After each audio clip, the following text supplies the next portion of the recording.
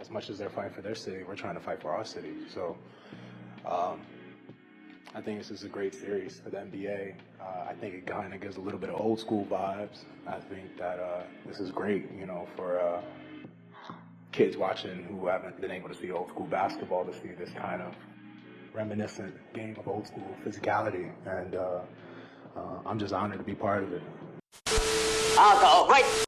Before we get to the game film, we're going to cover this a little different, get more nuance, because a few things in this particular game just kept popping up throughout the regular season. Now, for those of you that remember the Christmas game against the San Antonio Spurs, the Knicks were not only unable to stop the pick and pop, with some of the Spurs perimeter players, especially Wemby, going off from three, but they allowed the Spurs to control most of the game as they were up 109-94 with 7 minutes left. But within those last 7 minutes of the quarter, they went on a 20-12 run to close out the game. And that Christmas Day victory resembled the scenarios that played out in Game 4. The Knicks were down 11 with 8 minutes left in the game, and they completely took over, scoring 26 points, out-executing the inexperienced Detroit Pistons. And that same inexperience played out in the Christmas Day game, as the Spurs had a few mental lapses, poor communication on defense. Vessel had a bad entry pass. Trey Jones blew an easy layup. They missed open threes. They didn't box out on key defensive rebounds. It's just not paying attention to key details, as those are things we normally see from young teams. That's why I say that victory from Game 4 was kind of fool's gold. And situations like this have been plaguing the Knicks all season long. Just listen to Victor Wembanyama describe in the post-game presser his team's fourth quarter meltdown. I'm thinking about the game right now, and just thinking we're close, but we lack some attributes at times, and but we were right there. It was a really disputed game, but I don't think it was a game about momentum. I think it was a game about being dogs when the clock starts going down, under 5 minutes and 3 minutes. We let them get some rebounds on us. We let them move us a little too much. So this is more what it was about. They didn't win against us because they played better basketball. Not at all. It does feel good that the Knicks have a commanding lead in this series, but you got to ask yourself, how far of a gap is it that this series could have been flipped in reverse? With the Pistons having a commanding lead, it went down to the wire in games 1, 3, and 4. Pistons had an 8-point lead in the fourth quarter in game 1, and for game 3, they were only down 3 points with 5 minutes left, and in game 4, they led by 11 with 8 minutes left. So this series is not far from things being flipped upside down, and the Knicks being able to leverage another team's inexperience in closing moments. That will not be the case in round 2. Now, just taking a look at some of the Pistons' issues outside of just Cade making his fourth quarter mistakes. Look how Duren secures his rebound, but brings it right to his waist and gives the Knicks another opportunity. And had he secured that rebound, they would be up 6 with the ball. Now, I know this may seem small, but this was a huge momentum shift in the quarter as the Knicks were able to cut into the lead. And for Jalen Duren, his lessons continued, as right here, we're seeing Tim Hardaway Jr., he should be a little bit more lower right here because Duren is not fast enough to close out on Towns.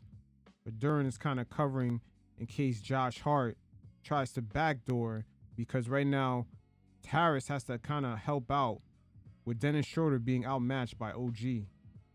That's a mismatch right there. But look at Duren. Tim Hardaway Jr., again, should a little bit more in between the defenders right here. He's way too close to just Mikal. But again, this is something that Duren should have probably called out. But these guys are just learning on the fly. You see Duren is just completely caught off guard. Yeah, he's not fast enough to close that out. Here's Jalen Duren once again in game 3. The Pistons needing a stop. They down 5.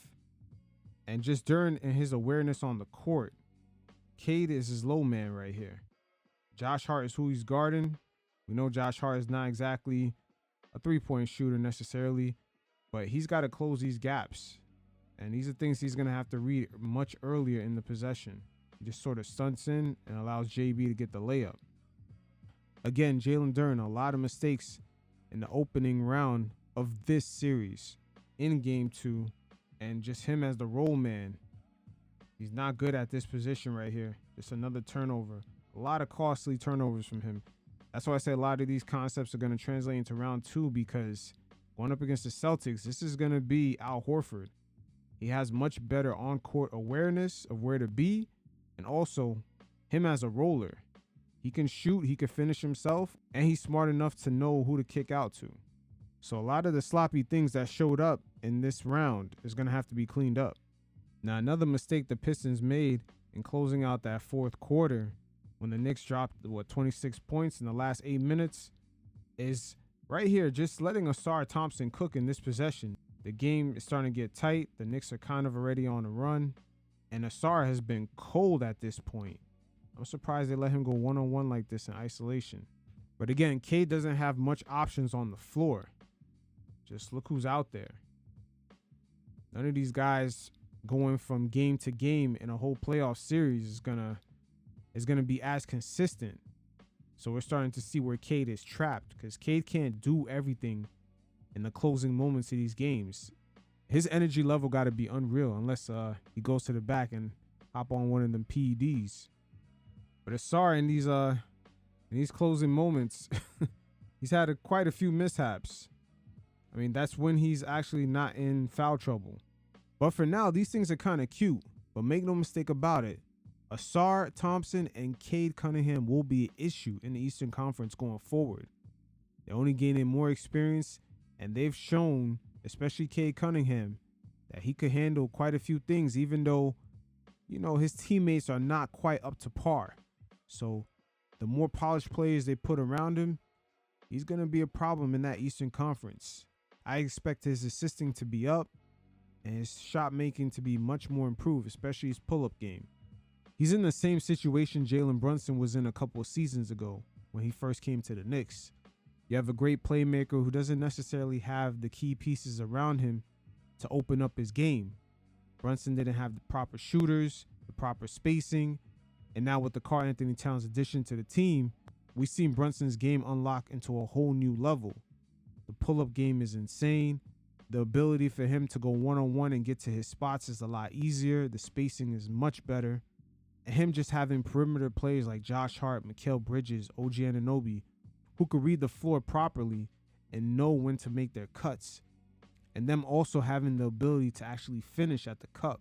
That was one of RJ Barrett's problems. He wasn't quite the rim finisher the Knicks needed him to be.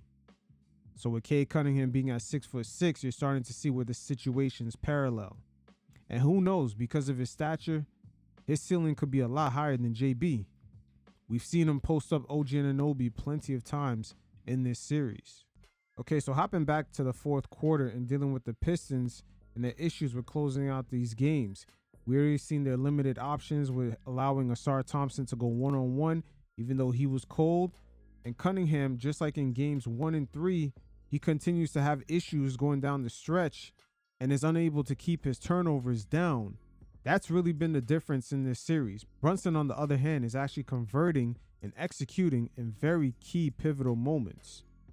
Cunningham, just like Jalen Brunson in his first season with the Knicks in Game 6 in Miami, he's going to have to go one-on-one a lot and make a lot of tough contested shots. Cade again dealing with a lack of options. Look how OG just shoves Dennis Schroeder. JB does a great job hedging right here while OG just recovers. Yeah, this is a lot for Cade to deal with. This is a young player once again. He's going to take a tough contested shot right here. Just in and out. And one thing in this series that you gotta love is the fact that it highlighted the Knicks' depth and how much perimeter defenders that they have. It's been a great combination of multiple efforts from Mikal, OG, Deuce McBride, Josh Hart, and even the extra efforts and attention to details from Jalen Brunson and Karl Anthony Towns hedging or just getting in the way of Cade just going downhill to the hoop. And we can see it play out with the Knicks defending the 1-point lead. Cade gets the switch, gets OG off of him, but he still got to deal with a lot. Josh Hart with a beautiful strip. And look at the lineup out there. No matter who Cade switches on, we got Deuce, OG, Josh Hart, Mikal, and then he has to meet Mitch at the cup if he gets past anybody. That's a hell of a task for a young player just going through his progressions in the playoffs. And don't get it fucked up. Cade had his opportunities to put the game away. Right here's a clean look. But it will all come with time and experience for Cade.